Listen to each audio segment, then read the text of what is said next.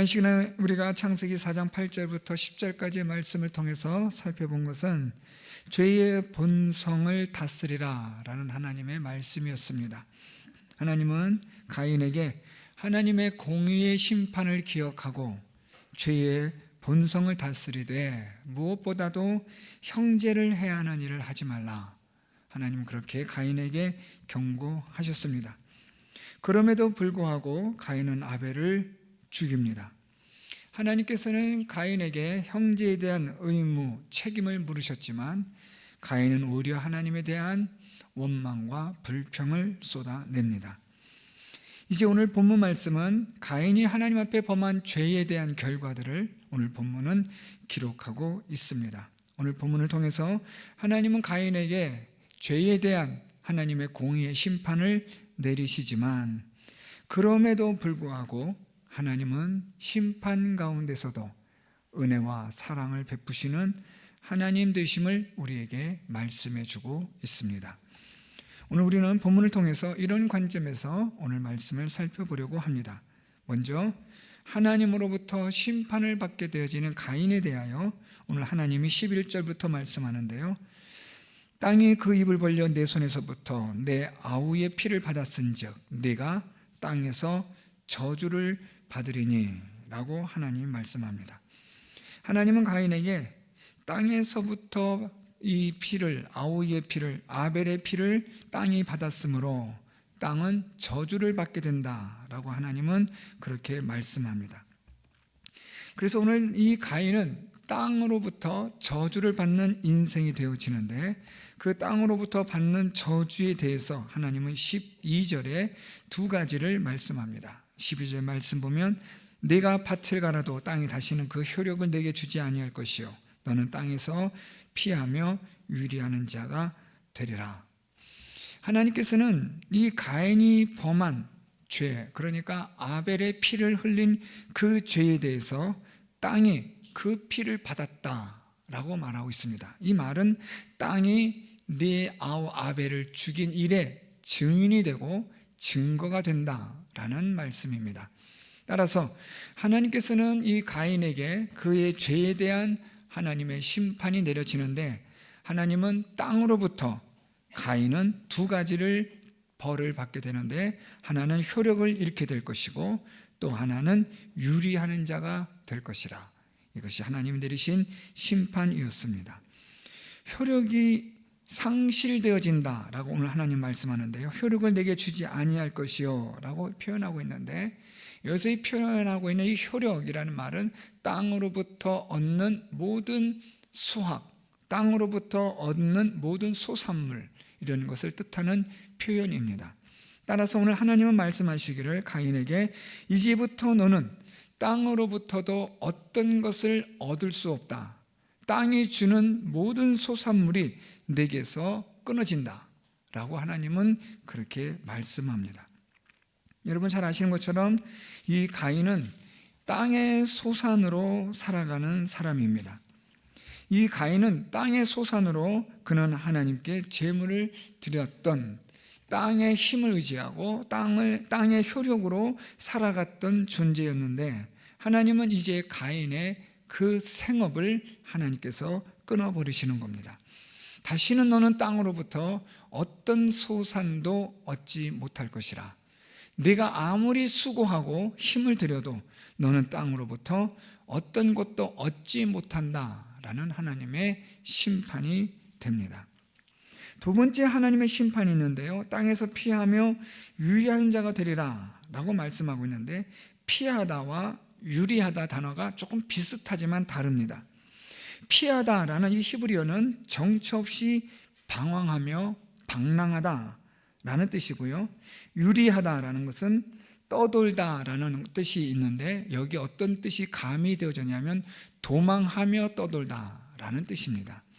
그러니까 이 오늘 하나님은 가인에게 땅에서부터 피하며 유리하는 자가 된다. 땅에서부터 이제 너는 정처 없이 방황하고 방랑하는 인생이 될 뿐 아니라 두려움과 무서움에 쫓기듯이 너는 떠도는 인생이 될 것이라.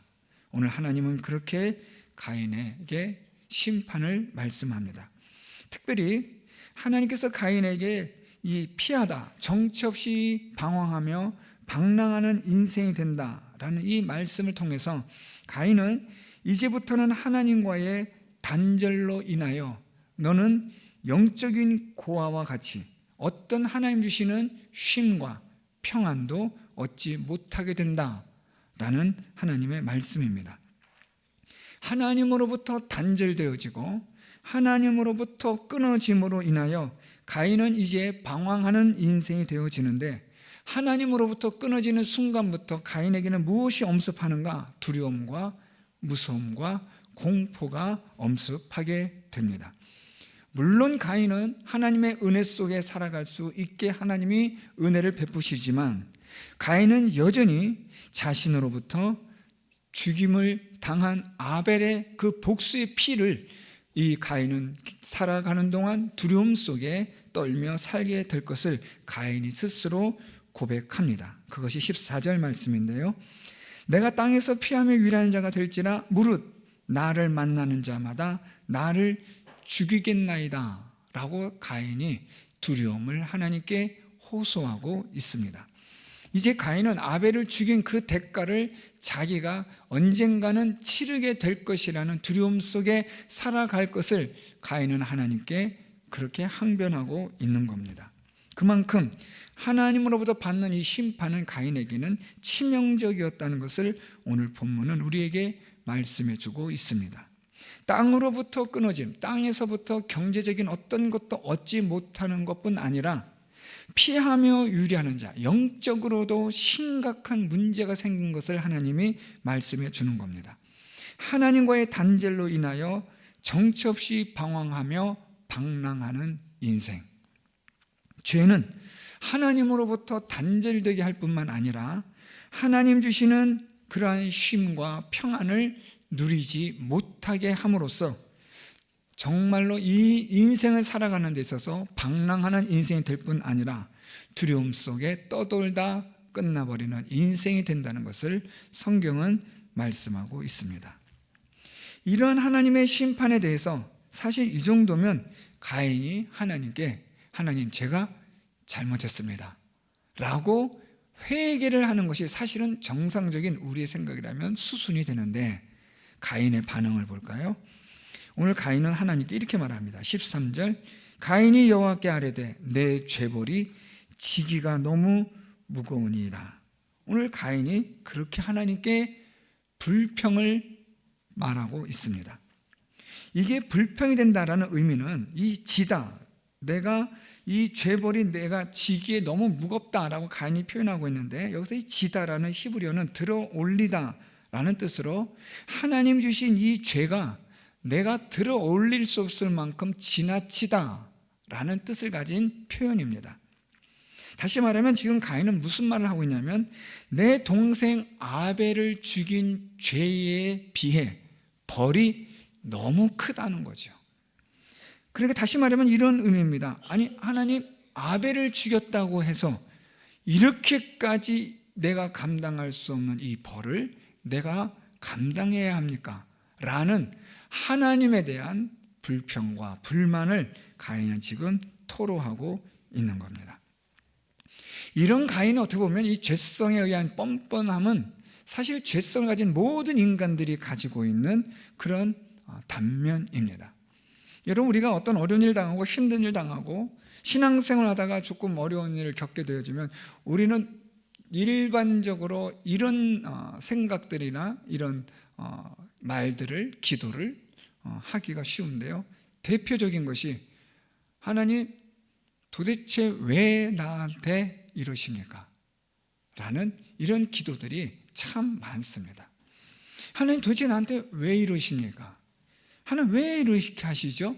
라는 하나님에 대한 섭섭함과 억울함과 불만과 불평과 이런 모든 것들이 담긴 그런 기도들, 그런 생각들 여러분들 아마 다 한 번쯤 이상은 해보셨을 겁니다. 죄성을 가진 인간은 늘 항상 하나님이 하시는 일에 대한 불만, 불평이 늘 있기 마련입니다. 마찬가지로 가인도 하나님이 내리신 이 심판에 대해서 그는 이것이 내게 너무 지나치다라고 하나님께 항변하는 겁니다. 아벨을 죽인 죄치고 하나님께서 오늘 주신 이 벌은 너무 과합니다 라는 불평을 하나님께 쏟아내고 있습니다. 자, 그러면서 오늘 가인은 하나님 앞에 또한 이런 말을 하고 있습니다. 오늘 말씀 계속해서 보면 우리 14절에 주께서 오늘 이 지면에서 나를 쫓아내시온즉 내가 주의 낯을 배웁지 못하리니 내가 땅에서 피하며 유리하는 자가 될지라. 물은 나를 만나는 자마다 나를 죽이겠나이다.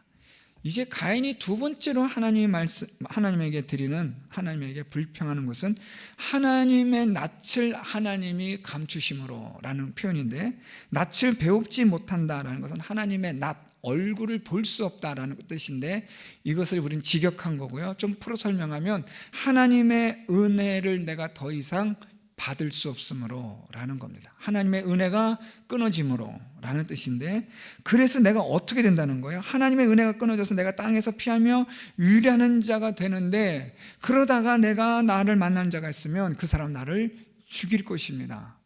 내가 이렇게 해서 죽임을 당하는 이것이 하나님이 원하시는 겁니까? 라는 아주 묘한 그러한 불평을 하나님께 쏟아내고 있습니다. 하나님은 이 가인의 이 불평과 불만을 하나님은 묵묵히 듣습니다. 저는 이 말씀을 준비하면서도 참 사람이 이렇게까지도 뻔뻔할 수 있구나 라는 생각을 합니다. 우리가 죄성을 가진 인간으로서, 죄를 범한 자로서 하나님 앞에 우리는 사실 손이 발휘되도록 빌어도 부족할 뿐인데, 늘 우리 마음에는 하나님이 내리시는 심판, 하나님의 공의, 하나님의 정의, 하나님의 섭리에 대해서 우리는 늘 항상 무언가 마음에 들어하지 않는다는 거죠. 그래서 오늘 가인처럼 하나님 앞에 죄를 범하였음에도 불구하고 내가 죽겠습니다, 이러다 나 죽는 거 아닙니까? 라는 자기 몸을 살피는, 자기 애에 대한, 자기를 사랑하는 그런 아주 지나친 적반하장식의 모습을 가인은 지금 보여주고 있는 겁니다. 아벨을 죽인 사람이, 동생을 죽인 사람이 억울하게 동생을 죽였음에도 불구하고 가인은 무엇을 걱정하냐면 자기가 죽을까 봐 걱정하고 두려워하는 겁니다. 하나님의 낯을 배웁지 못함으로, 하나님께서 이렇게까지 나를 단절시킴으로 나는 이제 다른 사람 만나면 죽겠습니다 라는 가인의 또 다른 항변이고 불평이 됩니다. 이런 가인의 뻔뻔함에 대해서 오늘 하나님은 다시 가인에게 은혜를 베푸십니다. 오늘 본문 말씀 15절인데요. 여호와께서 그에게 이르시되 그렇지 아니하다. 가인을 죽이는 자는 벌을 7배나 받으리라 하시고 가인에게 표를 주사 그를 만나는 모든 사람에게 죽임을 면하게 하시니라. 자, 오늘 15절에 어떻게 보면 오늘 본문에 있어서의 우리가 결론이라고도 말씀드릴 수가 있는데요. 하나님의 은혜가 오늘 본문에 나타나고 있습니다. 오늘 본문에 나타나고 있는 하나님의 은혜는요, 두 가지인데요. 첫째는 하나님의 공의의 은혜, 공의, 하나님의 공의와 정의를 통한 은혜가 있고요. 두 번째는 하나님께서 가인에게 주신 표에 대한 은혜가 있습니다. 먼저 하나님은 가인에게 하나님의 공의로운 은혜를 말씀합니다. 그것이 무엇이냐면 가인을 죽이는 자는 벌을 7배나 받으리라 라는 하나님의 말씀입니다. 오늘 하나님의 이 말씀은 어떤 뜻이냐면, 하나님께서는 가인에 대하여 누구도 아벨의 죽음에 대하여 가인에게 묻지 말라는 거죠. 다시 말하면 가인에게 보복하지 마라, 가인에게 복수하지 말라는 거예요. 이것이 하나님의 공의입니다. 하나님은 우리가 어떤 누구로부터 해를 입었거든 그 해를 우리가 가서 직접 그 해를 보복하거나 복수하는 것을 하나님은 금하시는 거예요. 우리는 악한 본성을 가진 자이기 때문에 절대로 우리는 받은 만큼 주지 않습니다. 그 이상을 우리는 되돌려주고자 하는 것이 악한 본성을 가진 사람들이죠.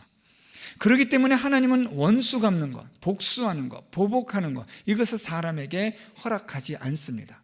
원수 갚는 것은 누구에게 있어요? 하나님에게 있는 겁니다. 하나님은 우리와 같지 않으신 완전하신 공의로우신 하나님이 되시기 때문에 하나님의 공의에 의한 심판은 누구도 항변할 수가 없습니다. 가장 정확하고 완전한 것이 하나님의 공의의 심판입니다. 그래서 하나님은 가인을 죽이는 자에게 대해서 벌을 7배나 받으리라 라고 말씀하는데, 이 7배라는 이 히브리적 의미는 철저히 완전하게 라는 겁니다. 다시 말하면 하나님은 누구든지 가인에게 복수하는 자, 보복하는 자가 있다면 그는 하나님의 완전하고도 철저한 심판을 받게 될 것이라고 경고하시는 겁니다. 왜냐하면 이 복수나 보복은, 이 폭력은 무한 반복되어지기 때문입니다. 또 누군가에 의해서 복수가 되어지면 그 복수는 또 다른 복수와 보복을 낳기 때문에 이것을 하나님이 방지하시는 겁니다. 그래서 하나님은 은혜를 베푸시는데 그 은혜가 무엇이냐면 하나님의 공의에 따른 은혜입니다. 하나님이 내리신 심판을 받는 것이, 그것이 사실은 은혜가 되는 거죠. 여러분, 이렇게 생각하시면 돼요. 다윗이 인구조사를 합니다. 인구조사를 하면서 다윗은 하나님 앞에서 교만함을 나타냅니다. 그래서 하나님은 다윗에게 세 가지 하나님의 심판 가운데서 네가 선택하라고 할 때 다윗은 하나님이 내리시는 징계를 받겠습니다. 사람의 손에 빠지는 게 아니라 내가 하나님의 손에, 심판에 내 인생을 맡기겠습니다. 다윗이 그렇게 선택을 해요. 이게 무슨 뜻이냐면 하나님께서 나를 심판해 주십시오. 사람으로부터 심판을 받으면 나는 정말 그 이상의 것을 받을 수 있으니까 하나님의 공의의 은혜에 따른 심판을, 내가 벌을 받겠습니다. 이것이 다윗이 선택한 건데, 다윗은 기가 막히게도 지혜로운 사람이었던 거죠. 하나님의 공의의 심판, 이게 무엇이라고요? 이게 은혜입니다. 왜냐하면 하나님의 공의의 심판 속에는 무엇이 숨겨져 있냐면 하나님의 은혜와 사랑이 있기 때문입니다. 사람은 없어요. 사람은 복수와 보복에 눈이 딱 돌아버리면 더 이상 보이는 게 없거든요. 그렇지만 하나님은 공의의 심판 가운데서도 우리를 불쌍히 여기시는 하나님이 되신다는 사실을 다윗은 알고 있었던 거죠. 그래서 여러분, 오늘 우리 본문을 통해서도 하나님이 공의의 심판을 내리시겠다라는 이 하나님의 말씀 속에는 철저하며 완전한 하나님의 이 심판에 대한 것을 말씀하시면서도 동시에 하나님의 공의 속에 감추어진 하나님의 은혜와 사랑을 우리가 볼 수 있어야 합니다. 그게 바로 다음에 나오는 가인에게 주시는 표입니다. 자, 하나님은 가인을 죽이지 못하도록 하나님은 그렇게 하나님의 공의에 대하여 말씀하시고, 두 번째로 하나님께서 은혜를 베푸시는데 가인에게 표를 주사 그를 만나는 모든 사람에게 죽임을 면하게 하시니라 라고 말씀합니다. 이 표라는 이 구절이 좀 어려워요. 사실 이 구절을 가지고 학자들이 저마다 다른 여러 가지 의견 내놓지만 딱히 이렇다라고 우리가 정확하게 성경적으로 말할 수 있는 건 없습니다. 어떤 표인지를 몰라요. 하나님이 어떤 표를 주셨는지 모르지만 이 표라는 이 히브리어는 어떤 증거, 표식 또는 어떤 상징, 이런 것으로 의미하는 단어로만 우리가 이해할 수 있는 겁니다. 그러니까 하나님께서 가인에게 어떤 증거나 어떤 상징이나 어떤 기호나 어떤 표식을 주셨는지는 우리는 모르겠습니다. 정확히는 모르는데 하나님께서는 가인에게 이 표를 주심으로 누구든지 가인을 죽여서는 안 되는구나, 가인을 죽이지 말라는 하나님의 공의의 말씀이구나 라는 것을 사람들이 알 수 있도록 하셨다라는 겁니다. 이 하나님의 표는 몇 가지 의미가 있습니다. 첫 번째는 보호라는 표입니다. 하나님께서 가인을 보호하시겠다라는 거죠. 하나님의 이 심판을 받는 동안 하나님이 그를 보호하신다는 거예요. 참 여러분, 이게 역설이죠. 하나님의 심판을 받는 사람입니다. 하나님의 심판 가운데 있고 하나님의 심판으로 하나님의 얼굴을 하나님께서 감추시는 심판이 있습니다. 땅으로부터 버림을 받아 그는 모든 것을 얻을 수 없게 되었고, 이 땅을 사는 동안 그는 방황하며 방랑하는, 무섬에 쫓겨 도망다니는 그런 인생이 되었습니다. 이게 하나님이 내리신 심판이에요. 그럼에도 불구하고 하나님은 가인에게 무엇을 말씀하시느냐? 가인을 보호하시겠다라고 말씀하는 거죠. 다른 사람들로부터 그가 죽임을 당하지 않도록 하나님이 지켜주시겠다라는 하나님의 은혜를 말씀하는 겁니다. 이 표에 대한 두 번째 의미는 하나님께서 이 가인이 언제든지 하나님께 돌이켜 회개할 수 있다면 하나님은 그와 하나님의 관계를 회복시켜 줄 수 있는 그러한 끈을 하나님이 남겨놓으신 거죠. 그러니까 여러분, 우리가 하나님으로부터 심판을 받고 하나님으로부터 우리가 하나님 내시는 벌을 받는 가운데서도 기억하셔야 되는 것은 하나님은 우리에게 사랑과 은혜, 자비의 끈을 우리에게 주셨다는 거예요. 자비와 사랑과 은혜의 끈마저도 하나님이 다 거두어 가신 게 아니라 하나님의 심판을 받고 벌을 받고 있는 가운데서도 여전히 하나님은 우리에게 하나님과의 회복되어질 수 있는 그 끈을 우리에게 남겨주신다는 거예요. 이걸 우리 다른 말로 하나님의 은혜라고 말할 수 있는 겁니다. 그래서 이 표는 하나님의 은혜의 상징입니다. 하나님은 가인에게 주신 이 표를 통해서 그를 지키시고 보호해 주십니다. 심판을 받고 있지만, 죽어 마땅한 자이지만 여전히 하나님은 은혜와 사랑으로 가인을 하나님께서 돌보신다는 거예요. 사랑하는 성도 여러분, 죄의 결과는 참혹합니다. 오늘 우리가 보았던 것처럼 우리의 먹고 사는 문제에서 이것이 아주 심각한 하나님의 벌로 인하여 충격을 받습니다. 끊어지는 거예요.